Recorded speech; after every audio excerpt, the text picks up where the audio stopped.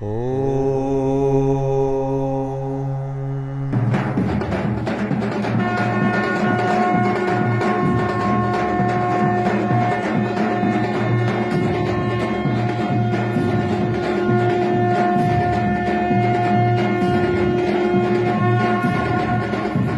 Swastiastu. Om Swastiastu. Ini kembali kita berjumpa ini. Semoga Pak Nengah tidak jemu-jemu untuk memberikan kita masukan. Jadi kembali menyambung dari topik yang sebelumnya, yaitu mengenai Dharma. Ya. Tapi sebelumnya saya ingin tahu ini pengalaman-pengalamannya. Di sana di belakang saya lihat ada buku. Ya. Ya, bisa diceritakan mungkin. Ya, sebenarnya sebuah berkah bagi saya ya, lahir di Bali. Dari sejak kecil diperkenalkan dengan, ya kita sudah tahulah tradisi di Bali yang orang lain di dunia, orang luar termasuk India, orang India sendiri yang datang ke Bali, orang spiritual mengatakan, merasakan Bali itu pulau penuh dengan energi spiritual. Jadi saya bersyukur sekali lahir di Bali dan dari kecil diperkenalkan dengan ajaran seputar Dharma, yoga, meditasi dan sebagainya. Sehingga tumbuh dari sejak saya kecil keingintahuan untuk mencari jati diri. Siapa saya? Untuk apa tujuan hidup itu? Akhirnya saya menemukan jalan itu dan berguru gitu. Sampai akhirnya ya, singkat cerita, dari umur saya 19 tahun sampai sekarang ya fokuslah untuk menekuni itu gitu.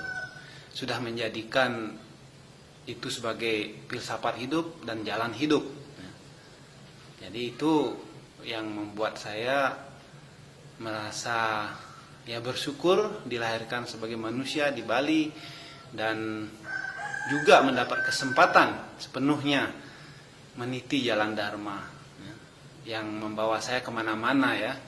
Pertama dari ke Filipina, terus ke India, sempat di South America, di Brasil, Paraguay, Argentina, terus sampai Afrika, Australia, dan terakhir di Amerika, Fiji. Ya, sampai tahun 2011 yang lalu akhirnya saya kembali di Bali gitu. Bisa diceritakan itu kan ada buku yang Pak Nengah kerjakan sendiri ya terjemahannya. Ya, setelah mendalami yoga, meditasi dan menekuni tentang konsep Atman, Jiwatman, Paramatman, ya moksa, gimana dan sebagainya. Saya menemukan buku ini ya, Astawakra Gita, ada yang menyebutkan Astawakra Samhita, dan bersyukur juga dengan diberikan dasar Sanskerta walaupun terus belajar.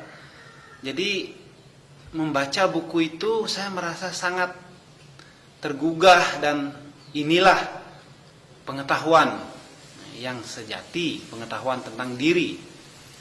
Jadi motif pertama itu saya ingin memahami isi dari Astawakra Samhita ini, Astawakra Gita, yang mana guru-guru besar spiritual lainnya memberi nama ini, buku ini adalah pelajaran Raja di Raja Yoga. Jadi di atas dari semua yoga, rajanya Raja Yoga, itu Raja di Raja kan gitu. Dan sangat sesuai dengan yang saya tekuni juga. Karena di mana saya belajar berguru juga pelajarannya tentang Raja di Raja Yoga gitu. Sehingga membaca sambil belajar dengan cara menerjemahkannya langsung dari bahasa Sanskerta. Dan kebetulan juga waktu itu saya di Amerika ada teman yang dosen Sanskerta di University of Pennsylvania ya, sedang mengambil doktoral untuk Sanskerta. Jadi dibimbing oleh beliau gitu. Jadi bisa diceritakan Mengapa itu disebut Raja di Raja Yoga? Apa yang terkandung di dalam? Raja di Raja Yoga itu kenapa disebut Raja di Raja di atas semua Raja Yoga? Karena yang dibahas, ya, yang menjadi pembicaraan percakapan di dalam Astawakra Samhita atau Astawakra Gita itu seputar bagaimana orang mencapai realisasi Atman. Aham Brahma Asmi. Nah, aku adalah Siwa. Nah, Siwo Ham. Nah, Aham Siwa. Nah, dan sebagainya. Jadi bagaimana keadaan seseorang yang kalau yang di bahasa lain ada Atma Anubhuti dibilang. Yang seseorang berada di kesadaran Atman, dia tidak melihat lagi perbedaan, suka, duka, baik, buruk.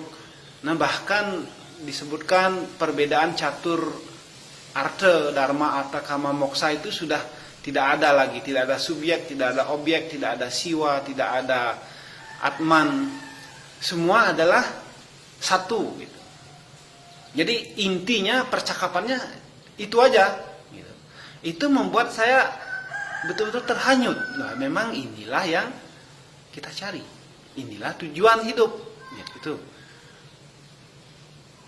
Nah, kira-kira tadi kan Pak Nangah menyebut bahwa juga berguru.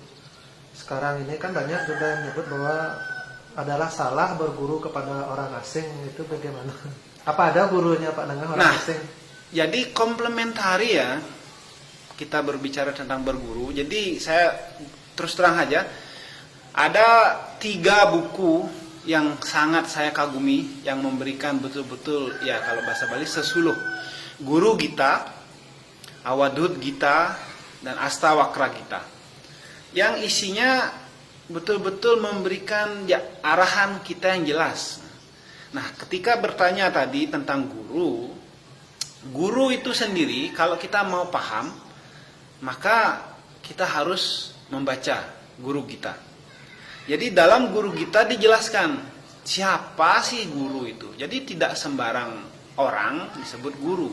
Guru tidak memiliki lagi identitas orang asing, orang luar. Bahkan guru itu sudah tidak memiliki lagi perbedaan saguna, nirguna. Nah, kita dalam banyak praktek sehari-hari banyak sekali sloka-sloka mantra-mantra yang dikutip dari guru kita. Misalnya guru Brahma, guru Wisnu, guru Dewa Maheswara, guru Dewa Param Brahma, Tasmai Sri Gurawe Namah. Artinya guru adalah Brahma, guru adalah Wisnu, guru adalah Siwa, guru adalah Param Brahma. Kepada guru inilah kita bersujud. Jadi guru sudah melampaui batasan desa kalapatra, belenggu. Jadi tidak ada atribut guru asing, guru luar, guru lokal. Guru ya guru, karena pengetahuan yang dilimpahkan, diajarkan oleh guru juga pengetahuan yang melampaui 3 dimensi, waktu, ruang, dan pribadi itu. Ya, semua penjelasannya, ya. Jadi saya cukup mengerti bahwa guru itu sifatnya harusnya universal, bukan begitu Pak Nangah? Iya. Nah, ini biar tidak ngelantur, saya bertanya, bisa saya dijelaskan mengenai pengertian dharma dari kemarin kan sudah dijelaskan sudut pandang filsafat, ya. Dan yang lebih spesifik tentang memaknainya itu ya. Bagaimana? Nah, kenapa saya rasa penting ya untuk memahami atau memaknai dharma dari sisi praktek.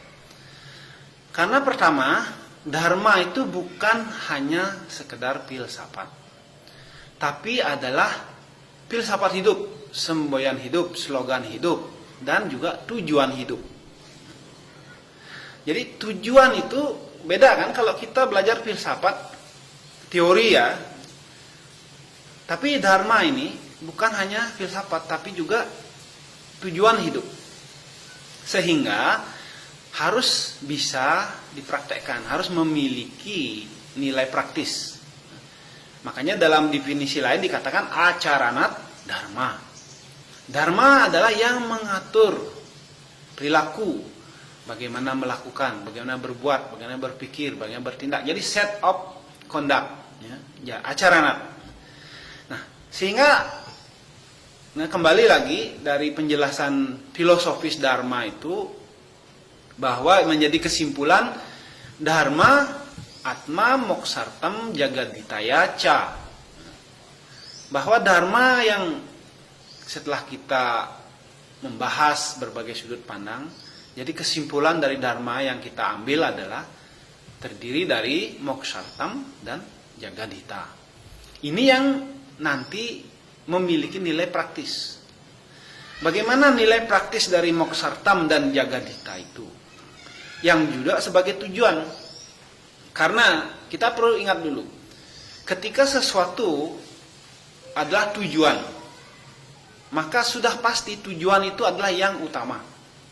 Tujuan itu yang harus selalu diingat, harus selalu dipatuhi, ditaati, dan apapun yang kita lakukan, pergerakan kita harus mendekatkan kita pada tujuan, kan begitu. Sama kalau kita kuliah ingin menjadi dokter. Menjadi dokter adalah tujuan. Jadi apapun yang kita lakukan, kita kuliah di perguruan tinggi, kita belajar, semua mata kuliah yang dipelajari, semua praktikum yang dipelajari adalah yang mendekatkan kita untuk menjadi seorang dokter. Nah, sama ketika Dharma adalah tujuan, Moksartam dan Jagadita itu adalah tujuan, maka apapun yang kita lakukan, berpikir, berkata, berbuat harus dalam bingkai, dalam ranah untuk mendekatkan kita pada tujuan tadi, Moksartam. Sesungguhnya tujuan Dharma itu adalah Moksartam, seperti sudah kita bahas, yaitu menyatunya Jiwatma dengan Paramatma. Nah, atau realisasi Aham Brahma Asmi. Nah, sekarang mengapa ada Jagadita? Karena kita hidup di dunia ini. Saya juga sudah singgung, Jagat tapi satyam apeksikam. Dunia ini adalah kebenaran yang relatif. Jadi ada dua indikasi di sini yang perlu dicatat. Pertama, dunia ini harus kita terima sebagai suatu kenyataan, kebenaran, satyam. Walaupun apeksikam, ya relatif, dibelenggu oleh waktu, ruang, dan pribadi. Nah, ketika kita hidup di dunia ini, walaupun tujuan kita moksa, untuk mencapai nirguna, untuk mencapai keadaan yang bebas dari belenggu triguna, bebas dari ikatan desa kalapatra, seperti yang tadi kita bahas tentang apa yang diceritakan dalam Astawakra Samhita, Raja Yoga, Brahma Nubuti, dan realisasi lainnya termasuk di dalam Bhagavad Gita dan sebagainya. Itu semua menjelaskan bahwa tujuan kita adalah mencapai yang tak terbatas, yang maha agung itu. Walaupun tujuan itu yang tak terbatas, yang melampaui belenggu triguna atau faktor relatif, waktu, ruang, dan pribadi, tetapi karena kita berada di sini, di dunia ini, kita tidak bisa mengabaikan. Kita tidak bisa menipu diri atau memungkiri bahwa dunia ini palsu, atau dunia ini semu, dunia ini tidak real. Sehingga pertama kita harus menerima dunia ini adalah nyata, benar adanya. Kita setiap hari hidup di dunia ini, dari baru bangun, dari baru matahari terbit, terjaga dari tidur, kita melihat dunia ini. Kita merasakan sejuk, panas, dingin, udara, dan cuaca. Kita merasakan rasa asam manisnya, yang kehidupan, tertawa, tersenyum. Semua itu real. Tapi harus diingat, itu tidak kekal, berubah. Ya, selalu datang dan pergi. Apa yang kita nikmati sekarang sebagai kebahagiaan, kesenangan, itu hanya berlaku sementara. Nanti akan berlalu. Ya. Jadi, kita berada di dunia ini. Dunia ini adalah nyata. Dari kita baru bangun pagi, kita menikmati hembusan udara sejuk. Siang, panas teriknya matahari. Hujan, guntur, dan petir. Itu semua kita nikmati. Real. Kita merasakan suka dan duka. Gembira dengan pertemuan, dan nanti ada perpisahan. Sukses dan gagal. Semua itu ada. Semua itu real. Nah, tapi kita harus ingat, real tapi relatif. Benar tapi relatif. Sehingga kita tidak bisa berharap bahwa di dunia ini kita akan mendapatkan sesuatu yang kekal, kita akan bahagia selamanya, kita akan senang terus-menerus. Itu tidak mungkin. Nah, inilah dasarnya mengapa Moksartam dan Jagadita. Karena kita berada di jagat ini adalah nyata, walaupun relatif. Maka yang terbaik, yang paling bijaksana untuk dilakukan adalah kita harus bekerja semaksimal mungkin untuk mengusahakan hita. Hita artinya kebaikan, kesejahteraan, baik fisik, mental maupun spiritual. Di Sanskerta itu ada banyak kata hita, kshema, kalyana. Jadi semua artinya kesejahteraan. Tapi hita bermakna kesejahteraan fisik, mental, dan spiritual. Jadi selama kita ada di dunia ini, kita harus mengusahakan kesejahteraan fisik, mental, dan spiritual. Bukan hanya diri sendiri, tapi untuk seluruh jagat ini. Nah, berkaitan dengan jagat hita ini ya, kita ada di Bali, saya juga lahir di Bali, filosofinya sudah mengakar. Ada tatanan yang sudah dicetuskan seirama dengan itu. Misalnya kita kenal konsep Trihita Karana, kita mengenal konsep Pancayatnya, kita mengenal konsep ada pelemahan dan sebagainya, itu yang pembagian di mana kita tempat tinggal. Itu mencerminkan konsep filosofi yang berkembang memang seirama dengan konsep Jagadita. Tujuan semua itu kan untuk menciptakan keharmonisan alam semesta. Nah, itulah sebabnya pertama, sebelum kita membahas Moksartam, Jagadita dulu. Karena kalau orang sakit, orangnya tidak bisa memenuhi kebutuhan hidup, bagaimana kita memperkenalkan untuk mengikuti jalan mencapai moksa? Orang makan aja susah, orang masih sakit dan sebagainya. Atau dunia keadaan kacau, ada peperangan, ada kerusuhan. Otomatis tidak bisa kita duduk bermeditasi atau menekuni sadhana atau melakukan japa, puja. Pasti tidak mungkin. Jadi jaga hita dulu, karena kita ada di sini.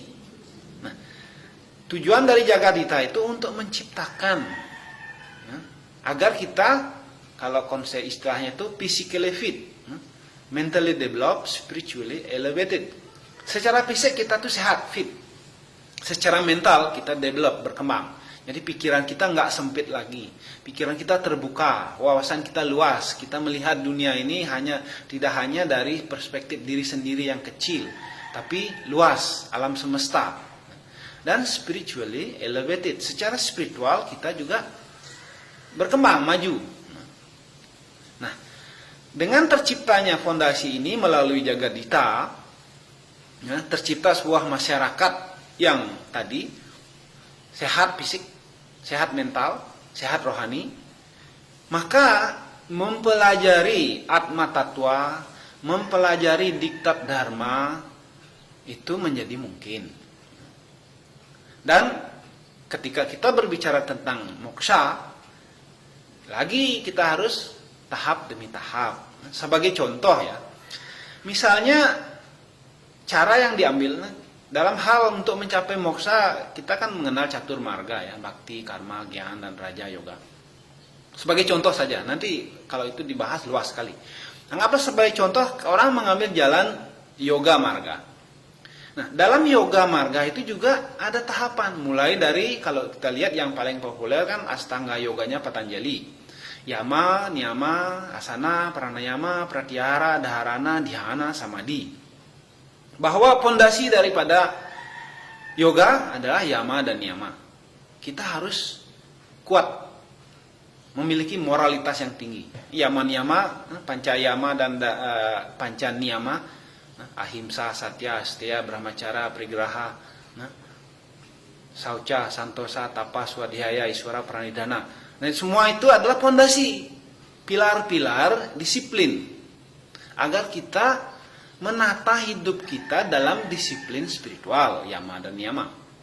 Baru ada asanas, yaitu bagaimana latihan fisik agar tubuh ini sehat. Tubuh ini terdiri dari kelenjar-kelenjar, hormon-hormon, nah yang bekerja mempengaruhi emosi, saraf-saraf. Nah, melalui asanas kita buat tubuh kita sehat. Lalu baru ke latihan yang lebih halus, ada pranayama, ada pratyahara, ada dharana, konsentrasi yang lebih dalam, dhyana. Baru samadhi. Samadhi ini tidak lain adalah bersatu Atma dengan Brahman, yaitu moksa tadi, ada istilahnya samadhi. Nah, jadi kalau kita lihat seperti itu, apapun jalan yang kita tempuh, selalu harus mengkerucut ke tujuan, yaitu moksa tadi. Oleh karena itulah ini tujuannya dibagi dua, bukan berarti satunya nomor 1 dan nomor 2 itu, tapi tahapannya. Karena jagat ini relatif dan di mana kita berada, kita harus mengusahakan jagadita. Sedangkan tujuan tetap moksartam, dan moksa itu hanya bisa dicapai melalui praktek spiritual sadhana. Jadi itu kalau dirangkum ya, dengan ringkas ya, wujud praktek dari dharma atma moksartam jagaditaya ca, bahwa ada dua aspek yang kita tidak bisa abaikan. Nah, lebih jelas lagi nanti masing-masing ini sekarang bisa memilih jalannya gitu. Jalan apapun bisa, yang penting sampai ke tujuan itu. Tujuan itu akan sama. Makanya orang bilang Weda yang beragam itu tujuannya satu, untuk membuat kita paham esensi dharma gitu, sebagai tujuan hidup. Let's dance in style, let's dance for a while. Heaven can wait, we're only watching the skies. Hoping for the best, but expecting the worst. Are you gonna drop the bomb or not?